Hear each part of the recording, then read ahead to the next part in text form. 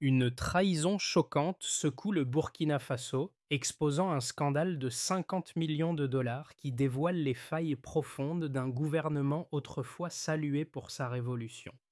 Mais ce n'est pas l'œuvre des ennemis extérieurs, c'est la trahison de ceux qui étaient censés défendre la nation. Brahim Traoré, capitaine révolutionnaire, se trouve à un carrefour historique. Comment réagit un dirigeant africain face à une trahison aussi dévastatrice de ses plus proches alliés? Le monde attend de voir s'il cédera ou si son engagement pour la justice sera le catalyseur d'un renouveau pour son peuple. Le scandale a mis en lumière des pratiques de corruption choquantes au sein du gouvernement de Traoré, un leader pourtant reconnu pour son intégrité. Des millions de dollars destinés à l'éducation, aux soins de santé et à l'infrastructure ont été détournés par ses propres ministres, des hommes et des femmes en qui il avait une confiance absolue. Le peuple burkinabé, qui avait cru en sa révolution, se retrouve maintenant face à une réalité amère. La trahison vient de l'intérieur, mais cette trahison n'a pas fait céder Traoré. Au contraire, il l'a utilisée comme un levier pour renforcer son combat pour la justice. Il a dénoncé ceux qui l'ont trahi, mettant en jeu son propre avenir politique. Face à ce défi, la question se pose. Cette rupture peut-elle devenir un catalyseur pour un changement profond? Ou le pays sombrera-t-il davantage dans le chaos?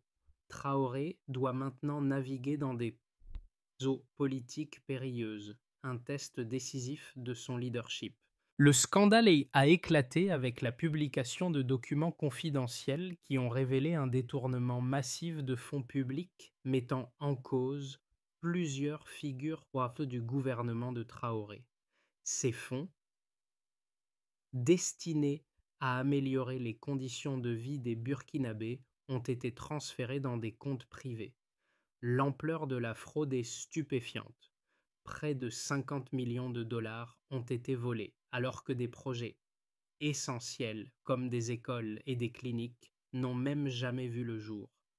Les villages restaient sans électricité, les enfants étudiaient sous des arbres, et les communautés rurales n'avaient toujours pas accès à des soins de santé de base. Cette trahison interne n'est pas simplement une question de vol d'argent, c'est un coup porté au cœur même de la révolution que Traoré avait promis au peuple burkinabé. Les responsables, qui étaient censés défendre les idéaux du gouvernement, ont au contraire abusé de leur pouvoir pour s'enrichir personnellement. Mais ce qui choque encore plus, c'est que ces actes de corruption ont été perpétrés par des hommes et des femmes qui étaient proches de Traoré, des ministres qui partageaient sa vision et son combat. Pourtant, loin de se laisser submerger par cette trahison, le capitaine Traoré a choisi de dénoncer ces actes et de se battre pour que justice soit rendue, même au prix de sa propre réputation politique. Mais cette décision audacieuse soulève une question encore plus grande. L'intégrité du leader peut-elle sauver la révolution ou est-ce la fin de l'espoir pour le Burkina Faso?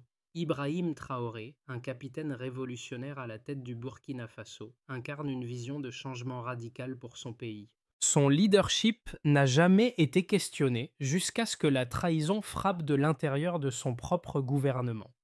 Les révélations sur les détournements de fonds l'ont placé dans une position délicate, mais c'est ici que sa véritable force de caractère s'est manifestée.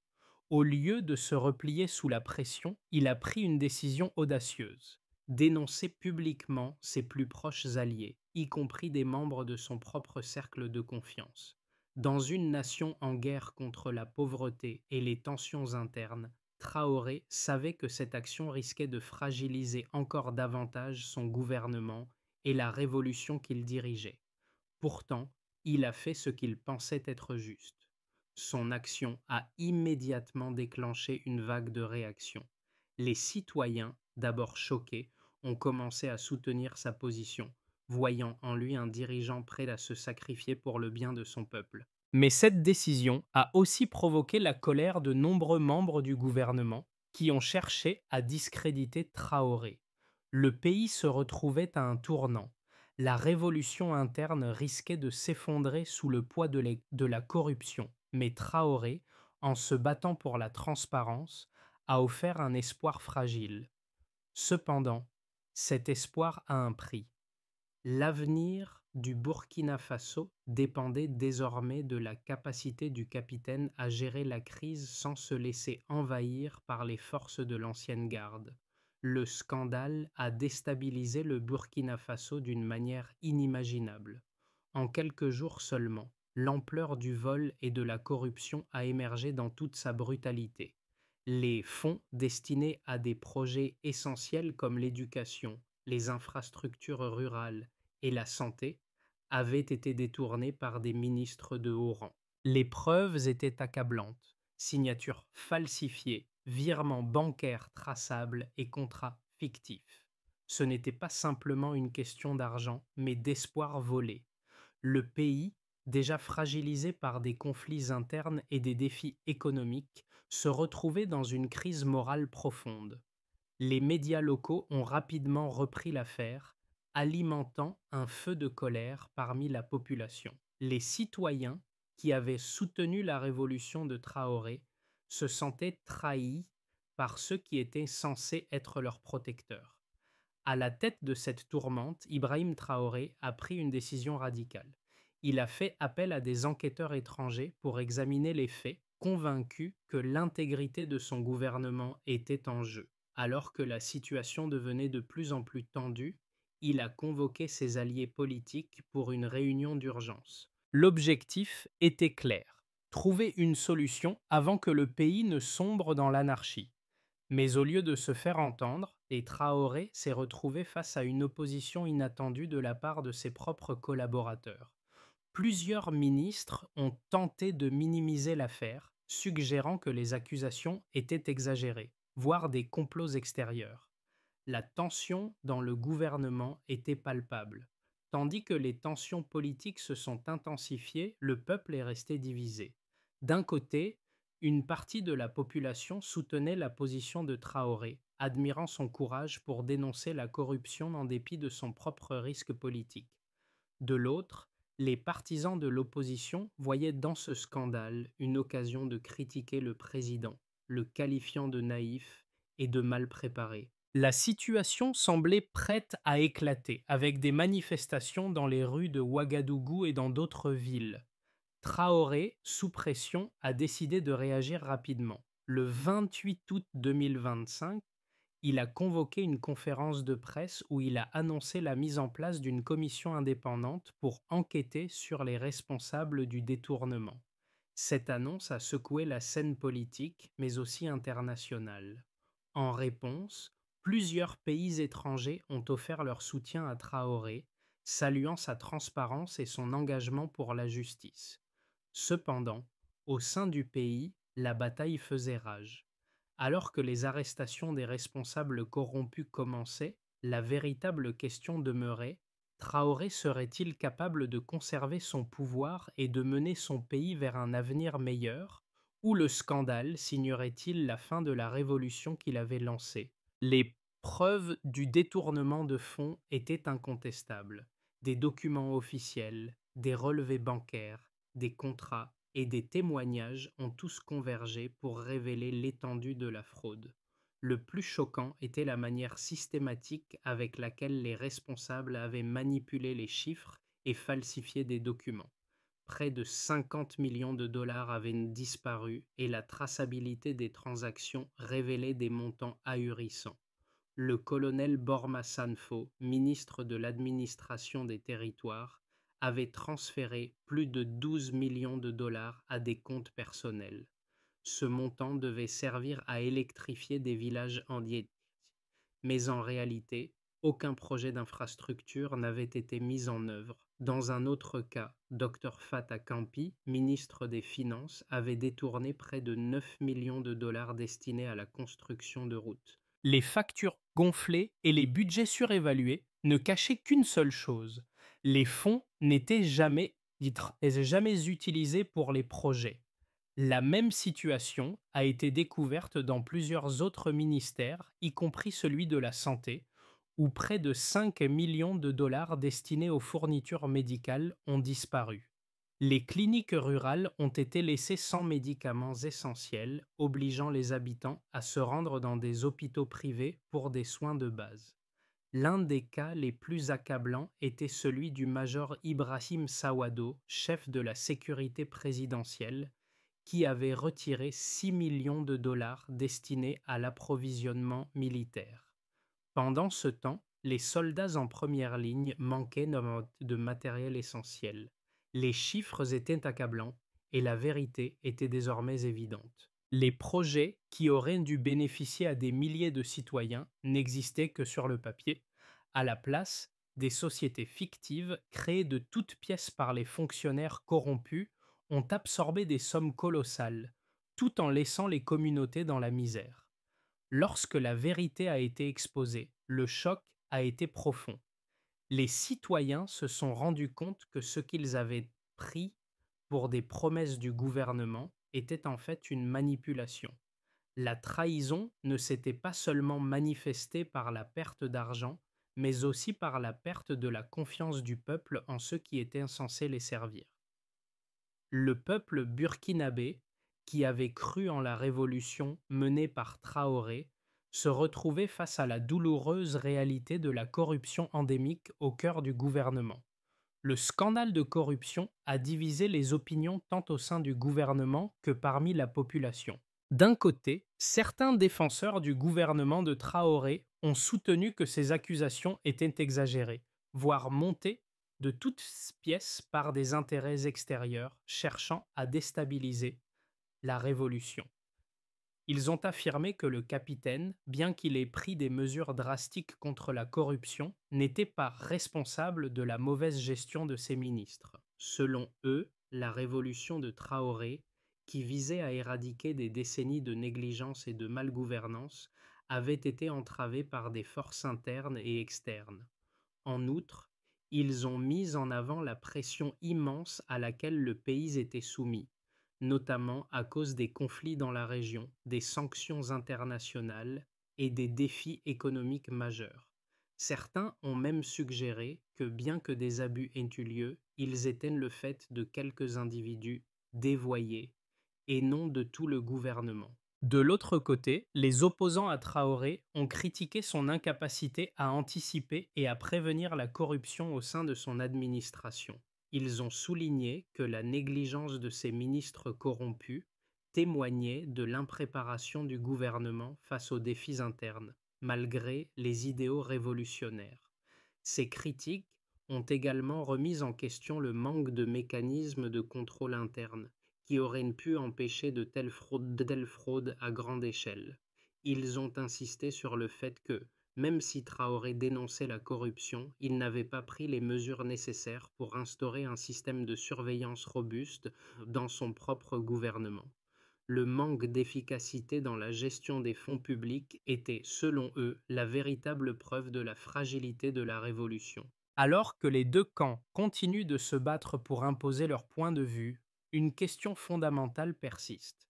Traoré pourra-t-il restaurer la confiance du peuple et maintenir la révolution malgré cette crise interne, ou le scandale sera-t-il trop dévastateur pour la stabilité de son gouvernement? À mi-parcours, la situation a pris un tournant inattendu. Traoré, confronté à la montée des critiques et à l'intensification des tensions politiques, a décidé de prendre une décision radicale. Il a permis la diffusion en direct des arrestations des responsables corrompus, une mesure sans précédent dans l'histoire du Burkina Faso. Ce geste audacieux a non seulement choqué l'élite politique, mais a aussi galvanisé le peuple. Les images des ministres et des officiers arrêtés en pleine rue ont envahi les écrans, marquant un tournant dans la gestion de la crise. Ce qui était au départ un scandale de corruption est devenu un acte de justice en temps réel, montrant au monde entier que Traoré ne reculait devant rien pour rétablir l'intégrité de son gouvernement. Mais, alors que la foule se divisait, une nouvelle question émergeait. Ce geste audacieux de transparence renforcerait-il la révolution ou risquait-il d'exacerber la fracture sociale déjà profonde dans le pays? Le leader était désormais à un carrefour où chaque décision pourrait faire basculer l'avenir de son peuple. Les arrestations en direct ont provoqué un séisme politique et social à travers le Burkina Faso. Dans les jours qui ont suivi, les réactions étaient partagées. Certains Burkinabés ont salué Traoré pour avoir montré qu'il était prêt à se battre pour la justice, même au prix de sa propre réputation et de la stabilité de son gouvernement. D'autres, cependant, ont vu dans cette initiative un acte de division. Les manifestations ont éclaté dans plusieurs villes, certains soutenant les réformes de Traoré, tandis que d'autres dénonçaient ce qu'ils appelaient une manipulation politique. Le pays était désormais plus divisé que jamais. Le soutien populaire de Traoré, bien que puissant, n'était pas unanime. Pour beaucoup, les arrestations en direct ont symbolisé une volonté de transparence, mais elles ont aussi exacerbé les fractures sociales qui étaient déjà présentes dans le pays. Les inégalités économiques, les tensions ethniques et les conflits internes ont pris de l'ampleur, mettant en lumière des failles qui avaient été ignorées jusqu'alors. Les opposants à Traoré ont utilisé ces tensions pour alimenter un climat de méfiance, suggérant que le capitaine révolutionnaire n'avait pas les compétences nécessaires pour gouverner dans un environnement aussi instable. Les négociations avec les partenaires internationaux se sont également complexifiées. Alors que certains pays ont salué les efforts de Traoré pour éradiquer la corruption, d'autres ont exprimé des préoccupations concernant l'avenir politique du pays. Le Burkina Faso, déjà fragilisé par des années de conflits, se retrouvait désormais à la croisée des chemins. L'intégrité de Traoré, bien que saluée par une partie de la population, a également été remise en question par ses détracteurs, qui l'accusaient d'agir de manière impulsive et sans stratégie claire. Le pays allait-il continuer à avancer sous la direction de son capitaine révolutionnaire, ou ce scandale marquerait-il la fin de l'ère Traoré? Le peuple, désormais face à une incertitude grandissante, devait choisir son camp. À l'horizon de 6 à 12 mois, plusieurs scénarios s'offrent au Burkina Faso, chacun dépendant des décisions stratégiques que prendra Traoré et de la réponse de ses adversaires. Le premier scénario envisage une stabilisation rapide du pays. Si Traoré parvient à maintenir sa position en réformant les structures de gouvernance et en consolidant le soutien populaire, le Burkina Faso pourrait entrer dans une période de renouveau.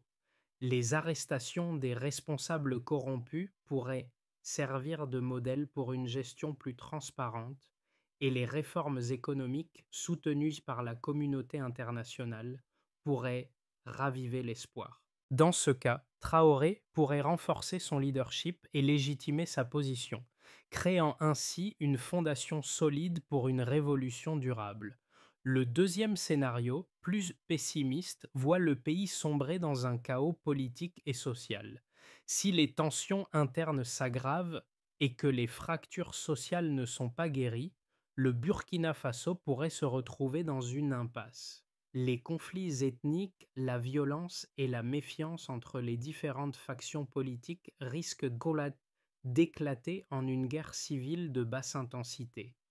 Les forces de l'opposition, en particulier celles alimentées par les factions corrompues restantes, pourraient intensifier leur résistance, affaiblissant davantage le gouvernement de Traoré. La communauté internationale pourrait aussi réévaluer son soutien, risquant ainsi de couper les aides économiques vitales pour le pays. Si ce scénario se concrétise, Traoré pourrait perdre le contrôle du processus révolutionnaire qu'il a lancé. Le troisième scénario envisage une voie médiane, marquée par une instabilité prolongée mais gérable. Le Burkina Faso pourrait vivre dans une situation de tension constante, avec des avancées dans certaines réformes économiques et une lutte acharnée contre la corruption, mais sans que la stabilité politique ne soit pleinement restaurée. Les compromis entre les factions politiques seraient nécessaires pour maintenir une certaine paix sociale, mais la méfiance entre le gouvernement et la population resterait élevée. Traoré pourrait conserver son pouvoir, mais à un coût, avec une gouvernance affaiblie par des défis internes et externes.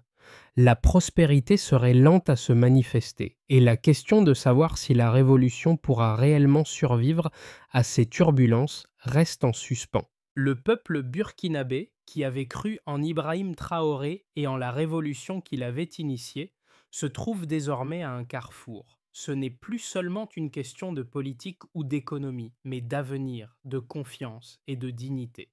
Pour les citoyens qui ont vu leur pays sombrer dans la corruption et les inégalités, Traoré représente une lueur d'espoir. Mais cet espoir est fragile, car la réalité de la trahison et des manipulations reste profondément ancrée dans les esprits. Des milliers de Burkinabés se demandent si la révolution de Traoré est encore vivante ou si ce scandale marquera la fin d'un rêve collectif. Mais pour ceux qui continuent de croire en lui, le capitaine révolutionnaire incarne plus qu'un dirigeant. Il est un symbole de résilience, un homme prêt à se sacrifier pour un avenir meilleur, même si cela signifie se dresser contre les siens. Il a osé remettre en question ceux qui, de l'intérieur, ont trahi la cause qu'il défendait. Ce courage ne passera pas inaperçu. Si Traoré réussit à redresser le pays, il deviendra non seulement un héros national, mais un modèle pour l'Afrique tout entière. Mais si son leadership échoue, l'impact pourrait être dévastateur, non seulement pour le Burkina Faso, mais pour les aspirations d'un continent tout entier qui rêve de leaders capables de mener des révolutions véritablement justes et transparentes. Les enjeux sont colossaux, non seulement pour Traoré, mais pour l'ensemble du peuple burkinabé. Leur choix, leur soutien à cette révolution sera déterminant pour l'avenir de leur pays.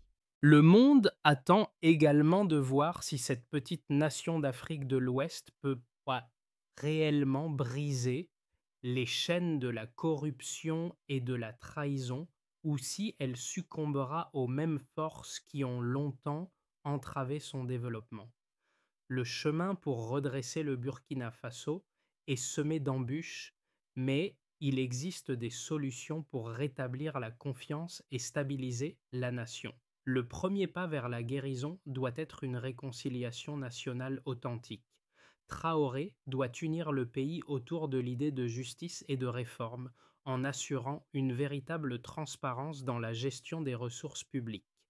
La mise en place d'une commission indépendante pour enquêter sur les détournements de fonds est essentielle, mais elle ne suffit pas. Il est impératif de créer des mécanismes de surveillance solides pour éviter que de telles fraudes se reproduisent. Une réforme constitutionnelle pourrait également être envisagée pour renforcer les institutions et garantir que le pouvoir ne soit pas concentré entre les mains de quelques individus. Ce processus devrait inclure des élections transparentes et inclusives où toutes les voix seraient entendues, même celles de l'opposition. En parallèle, Traoré doit lancer une série de réformes économiques ciblées pour stimuler la croissance et répondre aux besoins urgents de la population. Cela inclut la construction d'infrastructures essentielles, comme des écoles, des cliniques et des routes qui n'ont pas été réalisées à cause des détournements passés. Une attention particulière doit être portée à la lutte contre la pauvreté, avec des programmes de soutien aux communautés rurales, souvent les plus touchées par les inégalités sociales et économiques. Traoré devra également renforcer les partenariats internationaux, en cherchant un soutien extérieur pour relancer l'économie et garantir la sécurité alimentaire et énergétique du pays. Finalement, il faudra restaurer la confiance du peuple. Cela ne se fera pas du jour au lendemain, mais avec un engagement ferme de Traoré pour la justice, la transparence et la réconciliation, le Burkina Faso pourrait bien entamer un nouveau chapitre, plus fort et plus uni que jamais. La révolution menée par Ibrahim Traoré a traversé des épreuves inimaginables, mais elle n'est pas encore terminée.